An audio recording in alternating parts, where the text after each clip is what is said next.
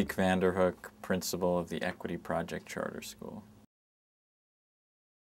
It was a phenomenal experience. I think that during the first year, the learning curve was, like most first-year teachers, tremendous. And I got what I wanted, which was to be thrown in and to sort of thrive or not thrive based on my own abilities. So I got the challenge that I was looking for. Teach for America itself, has evolved a great deal since I was a core member, and I think they're a phenomenal organization. So, but my experience was really an experience of just a first-year teacher in New York City, hired by the city essentially. Teach for America placed me and offered some support, but ultimately it was me and 32 sixth graders. I was a teacher in a school that was pretty chaotic. So for me it was actually great because I got to close my classroom door, nobody knew what I was doing, and I got to be creative and experiment. And also find what worked for me. I had a phenomenal mentor who would sit in the back of the room once a week and then debrief with me. And he must have saved me from reinventing the wheel. So that was a really positive takeaway. In terms of the school environment itself, what I took away was that there are pockets of greatness in a lot of schools. There were colleagues of mine who were phenomenal, but to a large extent they are the exception, not the rule, in an under-resourced urban school. My own experience at the middle school, the public middle school that I taught in, was that there were core members like myself who were placed in the school, and there were other teachers who had nothing to do with Teach for America, and we got along very well. There was little sort of, oh, you were placed through this program or you weren't. There were a lot of veteran teachers. I mentioned the mentor, who was a retired veteran teacher who was just a phenomenal influence on me and my teaching style. So, I think in general, Teach for America is a wonderful organization because it gets people into teaching who might not otherwise consider it. And if you look at a lot of the Teach for America alumni, a lot of us remain in education. Many in the classroom, many starting schools, and many at a more senior level in administration or at the district level. I think a teacher that responded to me as an individual, took an interest in me and my own sort of ideas or my own personality and went beyond just sort of what was in the book. That's one element. And the other element was really, I remember my history teacher in 9th grade and 11th grade, she really made you see the world in a different way. So a great teacher in that sense was somebody who really challenged his or her students to get out from their own world, from their own perspective, and see things that they never thought of before, ways of seeing the world. The idea is completely unoriginal. The idea that teachers are the central lever in education is sort of obvious. The idea that we have to respect them and we can't respect them simply by paying lip service to respecting them is also completely unoriginal. Many, many people have said the country and the education system will not improve until teachers are paid a decent wage. So the idea is sort of common sense. It didn't come to me in a flash. I think it's out there in the culture. The only sort of challenge was how to implement it. So when I was in the classroom teaching 6th grade for a couple years and then 8th grade, one of the things that really appealed to me was the whole idea of public charter schools, because public charter schools essentially free teachers and free an administration from the constraints of a large bureaucracy and allow creative individuals to create a school that they think will produce better results and produce better, more educated kids than a traditional school. So it's a very entrepreneurial venture, the idea of a public charter school. It really gives people who think they know what they're doing, and maybe we don't, but the opportunity to at least see if we can create a school that is outstanding, freed from the constraints of a large bureaucracy. And the flip side, of course, that appealed to me is charter schools, at least in theory, are really supposed to be held accountable in a way that traditional public schools are not. Public charter schools really have to meet certain goals in order for their charter to be renewed. And that's also very appealing because you can actually see whether you've been successful or not.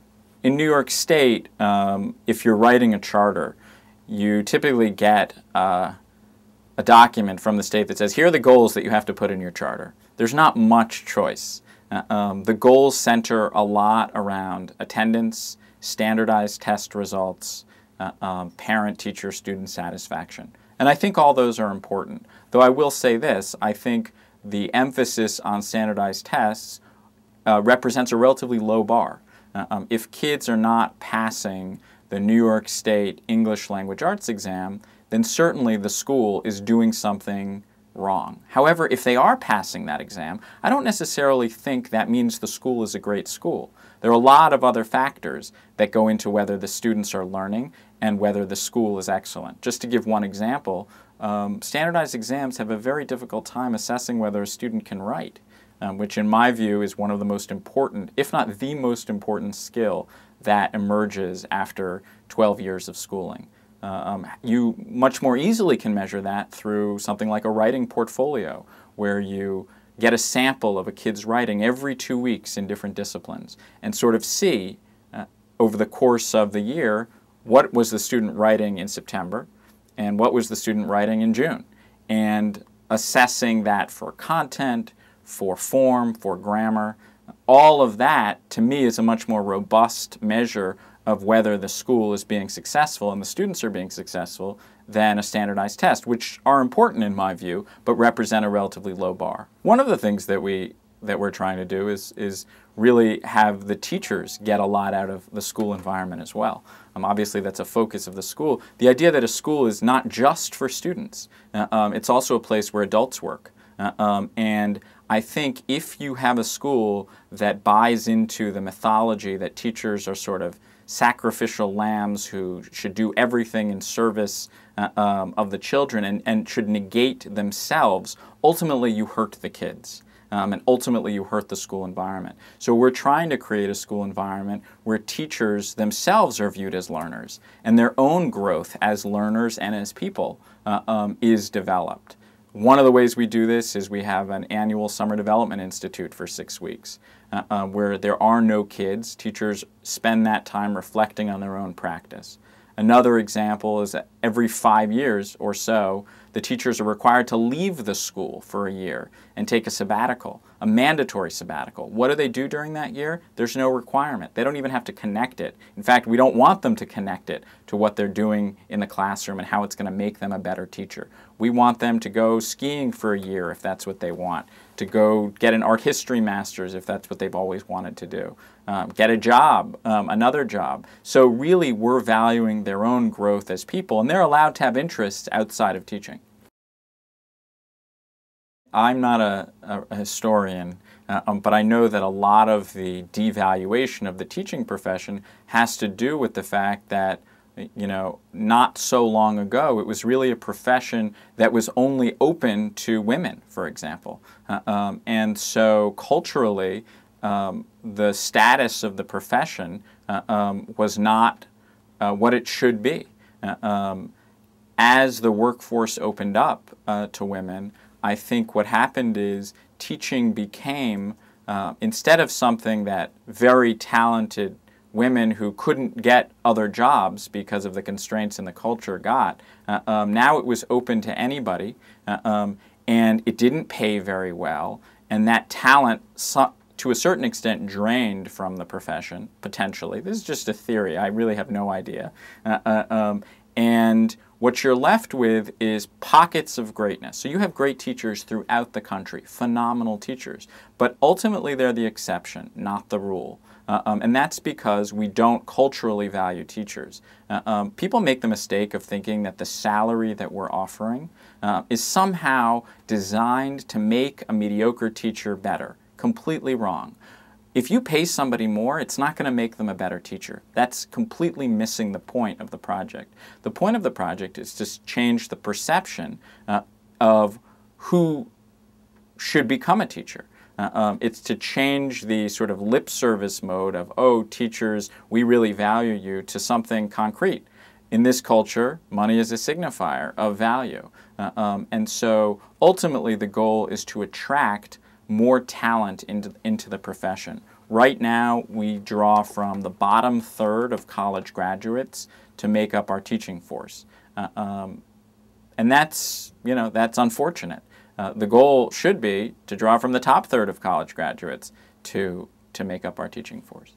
I think actually teaching is one of those professions where there are many people who secretly want to do it and enjoy it when they're up there, but don't really view it as feasible. They can't support a family. It's not really realistic to achieve other goals that they may have. So I think teaching has a built-in advantage over some other professions. And I'm not to pick on lawyers, but I think there are a lot of people who love the law. But there are a lot of people who go into the law just because it pays the bills, and it's a relatively lucrative and respected profession. In that sense, I think teaching actually has a great advantage over other professions. The problem is that right now, it's not realistic for a lot of people who are talented to go into it, or they don't view it as realistic. And one of the interesting things about Teach for America is a lot of people who start the program think, oh, I'll just do this for a few years, but then they fall completely madly in love with it and stay on for the rest of their career. So that, I think, is less likely to happen in some other professions, but teaching has a certain magic to it that really gives it a lot of advantages.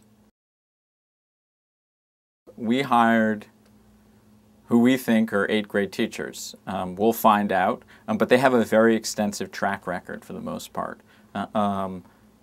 Several of the teachers have over 30 years of experience.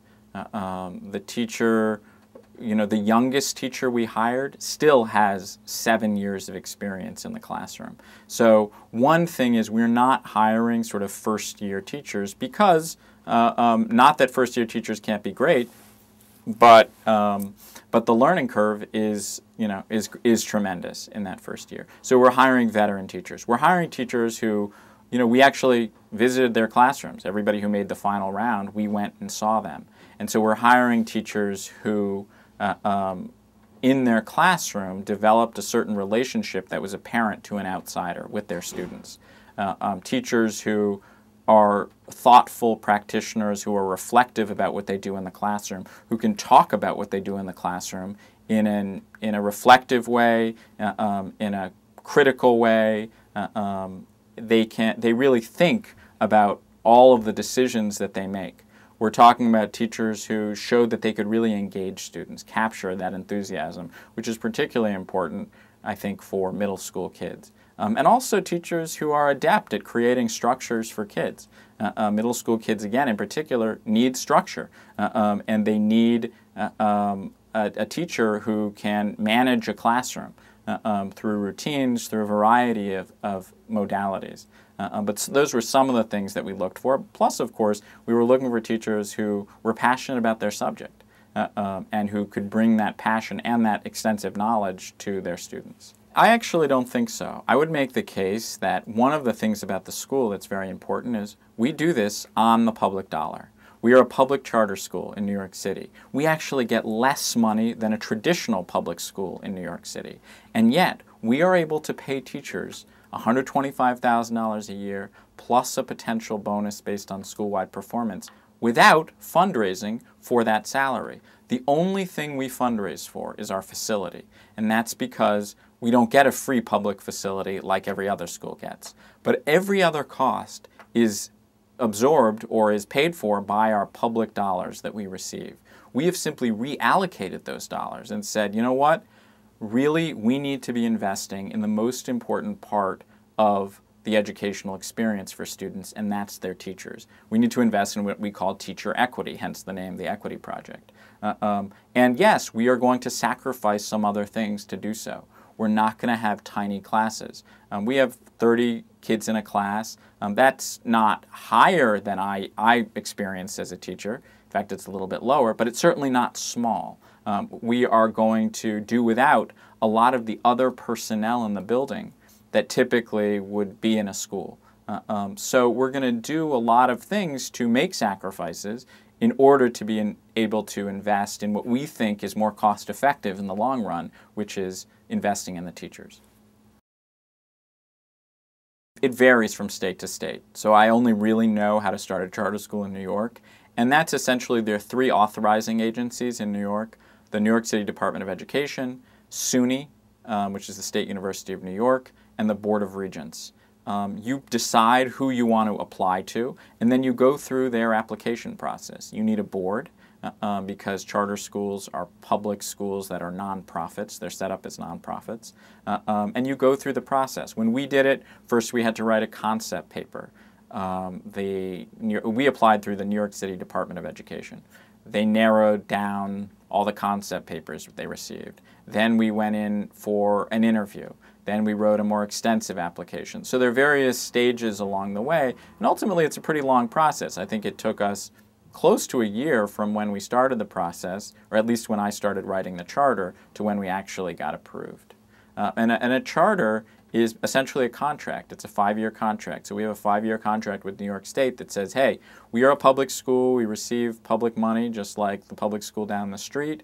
The difference is that we can sort of run how we want to run within certain parameters. We operate the way we want to operate. A good example is we can pay teachers what we want to pay them. And then at the end of the 5 years, we are evaluated based on whether we've met the results, the goals that are laid out in our charter. If we have, we're offered a renewal for 5 years. If not, then we're shut down.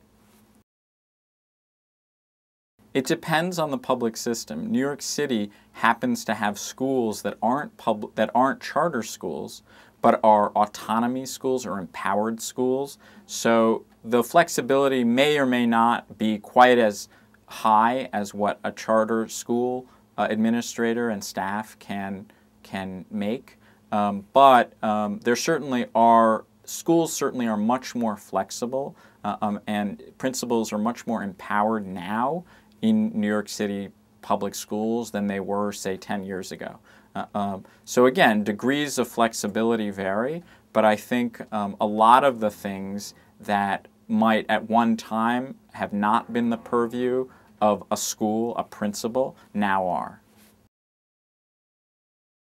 I mean, I guess the 2 things that come to mind initially is I would invest a lot more in teachers, and I would incentivize schools to do so with the ultimate goal of expanding the talent pool.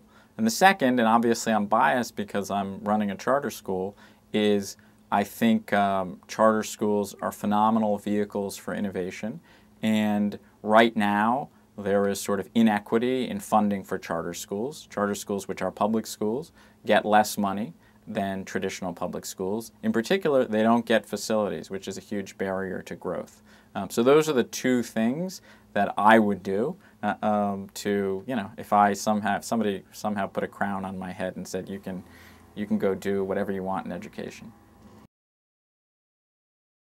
You know, I think charter schools work, and in large measure the reason that they work is that when they don't work, they're allowed to be closed.